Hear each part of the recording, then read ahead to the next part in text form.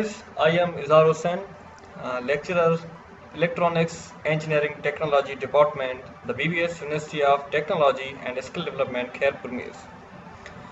So basically the main reason of today's this session or video is basically how to use or how to create Google Classroom. So in simple steps, first of all, just write classroom.google.com and just enter. So after entering this, it's the requirement to give an email ID. So I just give this email ID to enter in this one. So after that, I have need of password, so I cannot share password with you all guys. So it's my secret password. Sorry.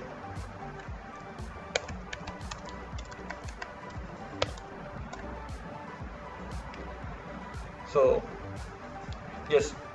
So now this one is the platform when I enter my email ID. So Google Classroom. So I just continue. And now pick your role. If I am a student, then I just select on student. If I am teacher, because I am teacher over here, so I create my class. So I am teacher. Yes. And after that, here is basically plus symbol. So I just click on plus and then okay guys. So I just create a class and the name of class is required, basically class name. So class name is basically ESET and section I write over here 18 because it's page 18, so it's optional, so you may select on your own choice. So subject is let's suppose renewable energy technology. Okay, so room is optional, so I just select digital. Okay, so now just create the class. So it's creating.